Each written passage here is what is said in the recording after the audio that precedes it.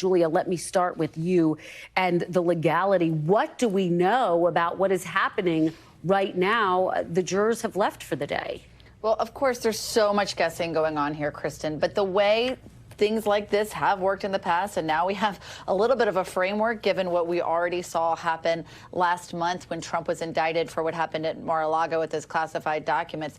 There is a period where after a grand jury hands down an indictment, if that's what's happened here, the defense is notified and they might be working out a day for Trump to come to D.C. for an arraignment hearing. That is something that could happen privately through the phone calls behind closed doors. But of course, in this case, we have an atypical defendant, Mr. Trump, who might want to get out and start tweeting about this, going on Truth Social, the social media network that he uses to tell people when he's gotten a target letter. He may go ahead and say if he's been indicted, like he did in the Mar-a-Lago indictment, really getting ahead of the public's ability to read this indictment. And it will also be up to Jack Smith to decide whether or not to unseal that indictment or to wait for another time. We also could be looking at a press conference from Jack Smith. He's gone back to his office. That's where he held the press conference on the Mar-a-Lago indictment again last month. If we're looking at that framework, perhaps those conversations are happening now. But right now, it's anyone's guess. We've seen the movement of people around D.C. You've shown that here. But it's a matter of what we might hear when. And so we're waiting for that to see if we'll get an indictment today. And then, of course, as soon as we do, we'll start reading through it and trying to get to those details, because there is so much to unpack. Because this we call it the January 6th grand jury. It's not just focused on January 6th, 2021. It's related to all of Trump's possible interference in trying to change the results of the 2020 election. So there could be a lot of details to unpack in any indictment that we might see today, Kristen. Yeah, and Julia, you're right. We are reading tea leaves at this point. We're also reading the former president's Truth Social account to try to get a sense of what exactly is happening. One thing I know you've been tracking that you can say specifically what's going on are the security preparations around all of this. What can you tell us about that, Julia? That's right. And this is where it's a little different than what we saw with the Mar-a-Lago indictment, Kristen, because there had to be so much advanced preparation between the Secret Service and Miami police, because that's where Trump was arraigned in that case.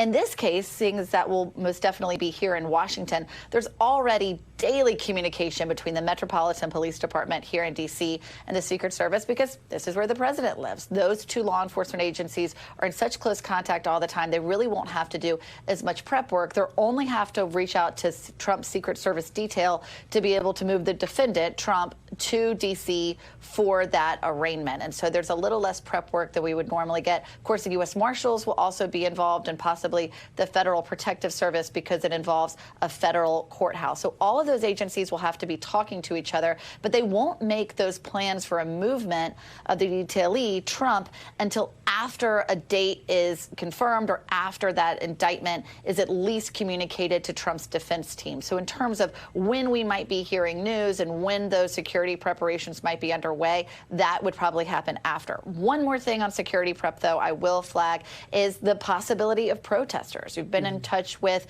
people here in the counterterrorism community, people who want to protect against another January 6th. And so they've been watching social media. People I've spoken to so far say they haven't seen any imminent threats, but it's something they're watching daily, both here with local police and federal law enforcement, to make sure that anyone who would want to protest either for or against Trump wouldn't want to then target D.C. again when he would be brought here for an arraignment. Yeah, there are ongoing concerns about protesters. There's no doubt about that. Garrett, let me turn to you, because the former president got that target letter 2 weeks ago. It seems like every day since then, you and I have been talking about what exactly is happening inside Trump world. So what is the very latest today, Garrett? What are they saying, and sources close to the former president, as they await for this potential indictment, which seems like it could be imminent at this point? Yeah, look, my sources within the former president's orbit all expect the indictment to come today. They've been waiting and refreshing their Twitter feeds and their emails just as much as we are. They've been on kind of a ready five posture, much the same as everybody covering this process has been, following a lot of the same signals that we've been, both in terms of monitoring the witnesses who have come in and in just keeping track of the, conversations between the Trump camp and the DOJ. And Kristen, as I'm sitting here thinking about this, I mean, there's a reason that Donald Trump is so public about things like the Target letter that he received. It's been a huge boost to his fundraising. It is related to the story that you started this broadcast with. His single best fundraising day of this entire campaign was the day that he was arraigned in New York State. The second best day was the day that he was arraigned in Miami. And so the ability to kind of whip up his base into, if not a frenzy to come out onto the streets, which he doesn't want, but to open their wallets and to click online donation buttons to fuel his campaign and the legal fees that he's facing is an important reason why he, as much as anyone else, has tried to keep the idea that he might be indicted again as a primary headline and a lead story on television news broadcasts all across this country. Yeah, you're right about that, Garrett. And the other thing, we've seen that spike in fundraising and in his polls this week alone, with that 37-point lead over his nearest rival, Ron DeSantis. I mean, clearly he feels emboldened in the primary, but this is where you start to see an opening with candidates like DeSantis saying, hey, wait a minute, with all of these indictments piling up, is he really the best person to go against Biden in a general election? Yeah, look, they might make that argument. DeSantis has kind of flirted with making that argument. Nikki Haley's been making it for some time, and she's at 3% in these polls. I mean, when you dig into the polling that we've seen, including the new New York Times Siena poll that you're alluding to there, the problem with that theory is you have a majority of Republicans, even ones who don't support Donald Trump as the nominee, saying it's important to defend him in this moment. The language that Donald Trump has introduced into the Republican Party, the idea of a weaponized DOJ or of prosecutors who are out to get him or out to get conservatives, have been adopted by so much of the rest of the party. It's hard if you're one of these other candidates who've embraced that language and that structure to say, oh, yeah, we agree. The DOJ is bad. They're too big. The FBI is doing too much to go after conservatives, except on this one particular issue in which they're right and Donald Trump's totally got too much baggage. I mean, the sort of permission structure isn't there for these other candidates to make those arguments successfully, as is being reflected in the low poll numbers of those who've been making the arguments the most. Asa Hutchinson, Chris Christie, Will Hurd. Yeah, they have come out with some forceful language. There's no doubt about that. Garrett, quickly before I let you go, and I know you have a lot of work to do, so I am going to let you go. We know that the former president's super PAC has actually outspent more than it's raised when it comes to these legal fights. So to what extent are they budgeting for these future battles on the horizon? Well, look, it's a huge challenge for the Trump campaign, who, unlike, with traditional super PAC, where, his campaign is built with these grassroots donors who are given 30, 40, 50 bucks.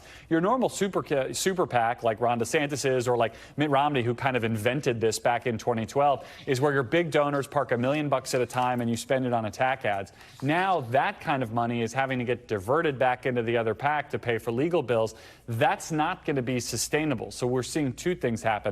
The Trump campaign is trying to set up this separate legal defense fund to pay for the legal bills of people not named Donald Trump, to kind of get that off the campaign's plate, find other ways, perhaps even for donors who've already maxed out to the PAC, to continue to give to support something like that. And the other fact of the matter here is, and it's just a fact, that Donald Trump is still a billionaire, and at some point he might have to start picking up some of this tab himself, something he's been loath to do going back to his career as a businessman in New York in the 1980s. Yeah, really great points there.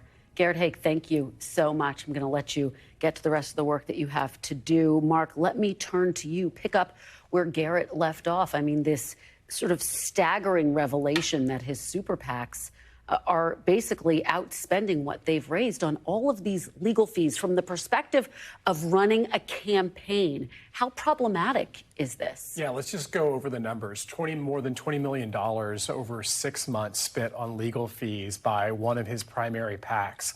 And if you really want to extrapolate that out to all the trials that we're going to end up seeing between October and May of 2024, and that doesn't even mention any other kind of potential indictments that we might end up seeing from Jack Smith or others, that $20 million could soon be $50 million or $100 million. Now, as Garrett was actually mentioning, the world of these super PACs, somebody could write a check for $10 million. Someone could write a check for $20 million. Donald Trump could actually end up cutting his own check.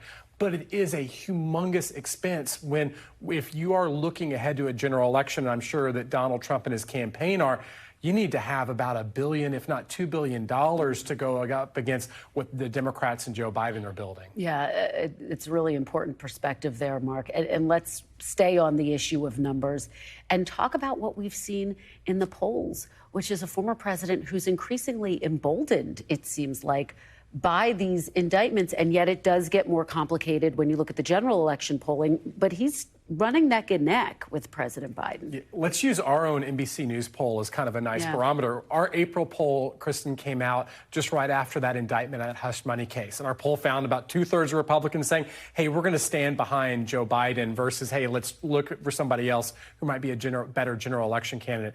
Then our June poll came out just after his indictment in the Mar-a-Lago case, and it found that his lead ended up doubling. And now, as we're kind of bracing for a potential, new indictment, the New York Times Siena poll comes out, and you have 71% of Republicans who say we need to stand behind Donald Trump. Those numbers keep on getting stronger for him, not weaker. Now, I do think it's important for us to kind of keep at least the realization that the weight of all these indictments, that all of a sudden that it's at some point those numbers start going down. But all that we have seen, and whether, as Garrett was pointing out, it's the fundraising that's gone up for Donald Trump or the poll numbers, the political situation, at least in the Republican race, has only gotten better every time that he's been indicted. And Mark, I'm going to get to Carol in just a moment.